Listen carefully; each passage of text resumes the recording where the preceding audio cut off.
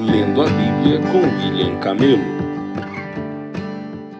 Dia 30 de março, Deuteronômio 13, 1 a 15, 23. Surgirão entre vocês profetas ou pessoas que têm sonhos sobre o futuro, e eles prometerão sinais ou milagres, se os sinais ou milagres preditos acontecerem e essas pessoas disserem: venham, vamos adorar outros deuses, deuses que até então vocês não conheciam, não deem ouvidos às palavras deles.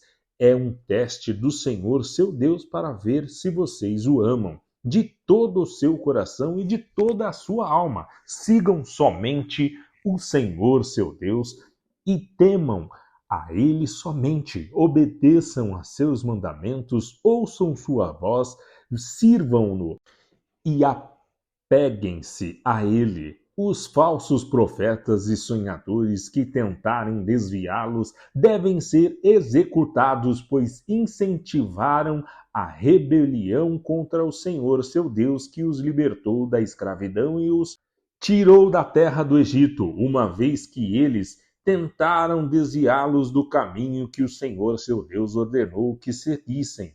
Vocês terão de executá-los. Deste modo, vocês eliminarão o mal do seu meio. Se alguém o instigar secretamente, seja seu irmão, seu filho ou filha, sua esposa querida ou seu amigo mais chegado, e disser: vamos adorar outros deuses, deuses que nem você nem seus antepassados conheceram, deuses dos povos vizinhos ou de povos dos confins da terra. Não ceda nem dê ouvidos, não tenha pena dele, não o poupe nem o proteja, execute-o.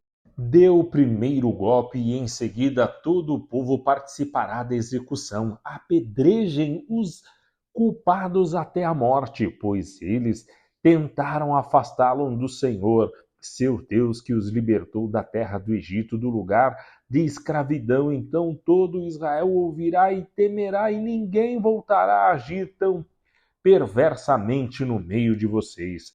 Quando começarem a viver nas cidades que o Senhor, seu Deus, lhe dá, e ouvirem dizer que homens perversos fizeram os habitantes da cidade se desviarem, dizendo: venham, vamos adorar outros deuses, deuses que até então vocês não conheciam, examinem os fatos com cuidado. Se descobrirem que a informação for verdadeira e esse ato detestável foi mesmo cometido entre vocês, ataquem a cidade e matem à espada todos os habitantes e todos os animais, destruindo-os completamente. Amontoem os despojos no meio da praça pública e queimem toda a cidade como oferta ao Senhor, seu Deus. A cidade permanecerá em ruínas para sempre, jamais será reconstruída. Não guardem coisa alguma do despojo que foi separado para a destruição. Então o Senhor afastará sua ira ardente e os tratará com misericórdia. Terá compaixão de vocês e os transformará numa nação numerosa, como prometeu sob juramento a seus antepassados. O Senhor, seu Deus, só será misericordioso se vocês ouvirem sua voz e obedecerem todos os seus mandamentos que hoje lhes dou, para que façam o que é certo aos olhos do Senhor. Uma vez que vocês são filhos do Senhor, seu Deus, não se cortem nem raspem o cabelo acima da testa em sinal de luto. Vocês são um povo consagrado ao Senhor, seu Deus, e ele os escolheu dentre todas as nações da terra para serem sua propriedade especial. Não comam animais detestáveis, cerimonialmente impuros. São estes os animais que vocês podem comer: o boi, a ovelha, o bode, o veado, a gazela, a corça, a cabra selvagem, o ibex, o antílope e a ovelha montês. Vocês podem comer qualquer animal que tenha os cascos divididos em duas partes e que rumine.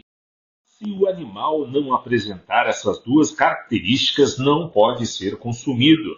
Não comam, portanto, o camelo, nem a lebre, nem o coelho silvestre. Eles ruminam, mas não têm os cascos divididos, de modo que são impuros para vocês. Também não comam o porco, pois, embora tenha os cascos divididos, não rumina e, portanto, é impuro para vocês. Não comam a carne desses animais, nem toquem em seu cadáver. De todos os animais que vivem nas águas, vocês podem comer qualquer um que tenha barbatana e escamas. Não comam, porém, animais que vivem nas águas, mas não têm barbatanas e escamas. Eles são impuros para vocês. Vocês podem comer qualquer criatura voadora que seja cerimonialmente pura. Estas são as criaturas voadoras que vocês não podem comer: o abutre volveiro, o abutre barbudo, o abutre fusco, o minhafre, o falcão e todas as espécies de côndores, todas as espécies de corvos, a coruja de chifres, a coruja do campo, a gaivota, todas as espécies de gaviões, o mocho galego, o corujão, a coruja das torres, a coruja do deserto, o abutre do Egito, o cormorrão, a cegonha, todas as espécies de garças, a polpa e o morcego, todos os insetos alagados que rastejam pelo chão são impuros para vocês, de modo que não podem comê-los. Contudo, podem comer qualquer criatura voadora que seja cerimonialmente pura. Não comam animal algum que tenha morrido de causas naturais. Podem dá-lo a um estrangeiro que vive em sua cidade ou vendê-lo a outros estrangeiros. Vocês mesmos, porém, não o comerão, pois são um povo consagrado ao Senhor seu Deus. Não cozinhem o cabrito no leite da mãe dele.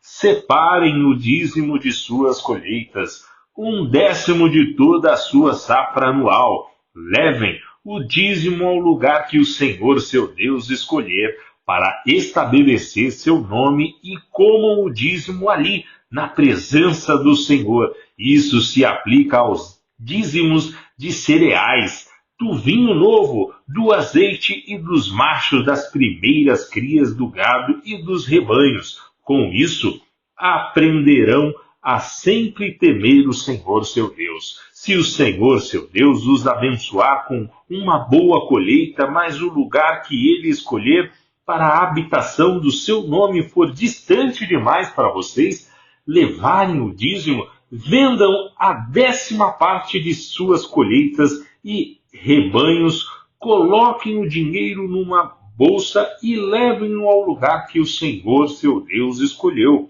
Quando chegarem, usem o dinheiro para comprar o tipo de alimento que desejarem, bois, ovelhas, vinhos ou qualquer outra bebida fermentada. Então, na presença do Senhor seu Deus, comam e alegrem-se com toda a sua família, e não se esqueçam de cuidar dos levitas de sua cidade, pois eles não receberam porção alguma de terra como herança entre vocês. Ao final de cada 3 anos, levem todo o dízimo da colheita daquele ano à cidade mais próxima e armazenem-no ali. Entreguem o dízimo aos levitas que não receberam porção alguma de terra como herança entre vocês, e também aos estrangeiros que vivem entre vocês, e aos órfãos e às viúvas de sua cidade, para que eles comam até se saciarem. Então o Senhor seu Deus o abençoará em todo o seu trabalho. Ao final de cada 7 anos, cancelem as dívidas de todos a quem vocês tiverem feito um empréstimo. O cancelamento será efetuado da seguinte forma: todos cancelarão os empréstimos que fizeram a irmãos israelitas. Ninguém exigirá pagamento do seu próximo ou de seus parentes, pois chegou o tempo do Senhor para libertá-los das dívidas. Essas liberações se aplica somente aos irmãos israelitas e não aos estrangeiros que vivem entre vocês. Não deverá haver pobres entre vocês, pois o Senhor, seu Deus, os abençoará grandemente na terra que lhes dá como herança. Receberão essa bênção se tiverem o cuidado de obedecer ao Senhor, seu Deus, e cumprir todos estes mandamentos que hoje lhe dou. O Senhor, seu Deus, os abençoará conforme prometeu. Vocês emprestarão dinheiro a muitas nações, mas jamais precisarão tomar emprestado. Governarão muitas nações, mas não serão governados por nação alguma. Se, contudo, houver algum israelita pobre em suas cidades, quando chegarem à terra que o Senhor, seu Deus, lhes dá, não endureçam o coração e não fechem a mão para ele. Ao contrário, sejam generosos e emprestem-lhe o que for necessário. Não sejam mesquinhos, nem se recusem a emprestar a alguém só porque o ano de cancelamento das dívidas está próximo. Se vocês se recusarem a fornecer o empréstimo e a pessoa necessitada clamar ao Senhor, vocês serão considerados culpados de pecado.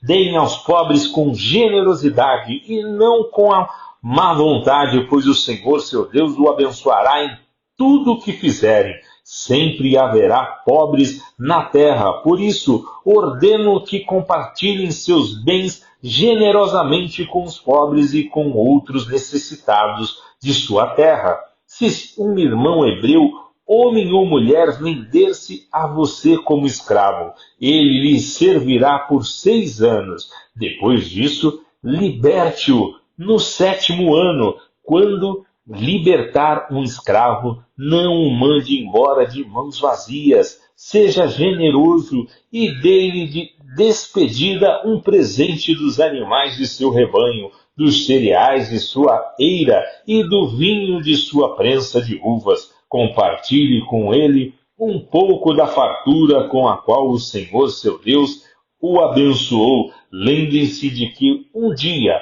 você foi escravo na terra do Egito e o Senhor, seu Deus, o libertou. Por isso, lhe dou essa ordem. Mas se por estar bem com você e amar você e sua família, o servo disser, não quero ir embora, você pegará um furador e furará a ponta da orelha dele contra a porta. Depois disso, ele será seu escravo para o resto da vida.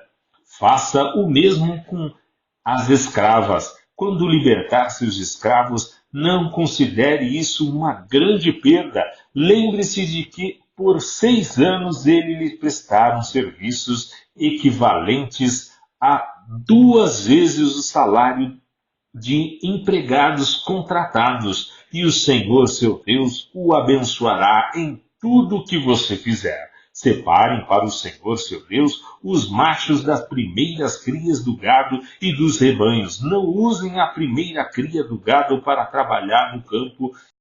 Busquem a primeira cria das ovelhas. Em vez disso, a cada ano comam esses animais com sua família na presença do Senhor, seu Deus, no lugar que ele escolher. Se essa primeira cria tiver algum defeito, se o animal for manco, cego ou tiver algum outro problema, não sacrifiquem ao Senhor seu Deus como um animal na cidade em que morarem. Qualquer pessoa poderá comê-lo, esteja cerimonialmente pura ou impura, assim como qualquer um pode comer uma gazela ou um veado. Não comam, porém, o sangue do animal, derramem-o no chão como se fosse água. Lucas 8:40 a 9:6. Do outro lado do mar, as multidões receberam Jesus com alegria, pois o estavam esperando. Então um homem chamado Jairo, um dos líderes da sinagoga local, veio, se prostrou aos pés de Jesus, suplicando que ele fosse à sua casa. Sua única filha, de cerca de 12 anos, estava à beira da morte. Jesus o acompanhou, cercado pela multidão. Uma mulher no meio do povo sofria havia 12 anos de uma hemorragia. Sem encontrar cura, ela se aproximou por trás de Jesus e tocou na borda de seu manto. No mesmo instante, a hemorragia parou. Quem tocou em mim? Perguntou Jesus. Todos negaram e Pedro disse: Mestre, a multidão toda se aperta em volta do Senhor. Jesus, no entanto, disse: Alguém certamente tocou em mim, pois senti que de mim saiu o poder. Quando a mulher percebeu que não poderia permanecer despercebida, começou a tremer e caiu de joelhos diante dele. Todos a ouviram explicar por que havia tocado nele e como havia sido curada de imediato. Então ele disse: Filha, sua fé a curou, vá em paz. Enquanto Jesus ainda falava com a mulher, chegou um mensageiro da casa de Jairo, o líder da sinagoga, a quem disse: Sua filha morreu, não incomode mais o mestre. Ao ouvir isso, Jesus disse a Jairo: Não tenha medo, apenas creia, e ela será curada. Quando chegaram à casa de Jairo, Jesus não deixou que ninguém o acompanhasse, exceto Pedro, João, Tiago e o pai e a mãe da menina. A casa estava cheia de gente chorando e se lamentando, mas ele disse: Parem de chorar, ela não está morta, está apenas dormindo. A multidão riu dele, pois todos sabiam que ela havia morrido. Então Jesus a tomou pela mão e disse em voz alta: Menina, levante-se. Naquele momento ela voltou à vida e levantou-se de imediato. Então Jesus ordenou que dessem alguma coisa para ela comer. Os pais dela ficaram maravilhados, mas Jesus insistiu que não contassem a ninguém o que havia acontecido. Jesus reuniu os 12 e lhes deu poder e autoridade para expulsar todos os demônios e curar enfermidades. Depois enviou-os para anunciar o reino de Deus e curar os enfermos. Ele os instruiu dizendo: Não levem coisa alguma em sua jornada, não levem cajado, nem bolsa de viagem, nem comida, nem dinheiro, nem mesmo uma muda de roupa extra. Aonde quer que forem, hospedem-se na mesma casa até partirem da cidade. E se uma cidade se recusar a recebê-los, sacudam a poeira dos pés ao saírem em sinal de reprovação. Então começaram a percorrer os povoados, anunciando as boas novas e curando os enfermos. Salmos 71, 1 a 24. Em ti, Senhor, me refugio, não permitas que eu seja envergonhado. Salve-me e resgata-me, pois tu és justo. Inclina teu ouvido para me escutar e livra-me. Minha rocha de refúgio, onde sempre posso me esconder. Ordem para que eu seja liberto, pois és minha rocha e minha fortaleza. Livra-me, meu Deus, do poder dos perversos, das garras dos opressores cruéis. Só tu, Senhor, és minha esperança. Confio em ti, Senhor, desde a infância. Sim, de ti dependo desde meu nascimento. Cuidas de mim desde o ventre da minha mãe, sempre te louvarei. Minha vida é exemplo para muitos, pois tens sido minha força e meu refúgio. Por isso, não deixo de te louvar. O dia todo declaro tua glória. Não me rejeites agora em minha velhice. Não me abandones quando me faltam as forças, pois meus inimigos falam contra mim. Juntos planejam me matar. Dizem: Deus o abandonou. Vamos persegui-lo e prendê-lo, pois agora ninguém o livrará. Ó Deus, não permaneças distante. Vem depressa me socorrer. Meu Deus, traz vergonha e destruição sobre meus acusadores. Cobre de vergonha e humilhação os que desejam me prejudicar. Eu, porém, continuarei a esperar em ti e te louvarei cada vez mais. Falarei a todos de tua justiça, o dia todo anunciarei tua salvação, embora não seja habilidoso com as palavras. Louvarei teus feitos poderosos, Senhor soberano. e a todos que somente tu és justo. Ó Deus, desde a infância me tens ensinado e até hoje anuncio tuas maravilhas. Não me abandones, ó Deus. Agora que estou velho de cabelos brancos, deixe-me proclamar tua força a esta nova geração, teu poder a todos que vierem depois de mim. Tua justiça, ó Deus, chega até os mais altos céus, tens feito coisas grandiosas. Quem se compara a ti, ó Deus, permitiste que eu passasse por muito sofrimento. Ainda restaurarás minha vida e me farás subir das profundezas da terra. Tu me darás ainda mais honra e voltarás a me confortar. Então te louvarei com instrumento de cordas, pois és fiel às tuas promessas, ó meu Deus. Cantarei louvores a ti com a harpa, ó Santo de Israel. Darei gritos de alegria e cantarei louvores a ti, pois tu me resgataste. Anunciarei o dia todo teus feitos de justiça, pois foram envergonhados e humilhados todos que tentaram me prejudicar. Provérbios 12, 5 a 7. Os planos dos justos são corretos, mas os conselhos dos perversos são traiçoeiros. As palavras do perverso são emboscada mortal, mas as palavras dos justos salvam vidas. Os perversos morrem e desaparecem, mas a família dos justos permanece firme.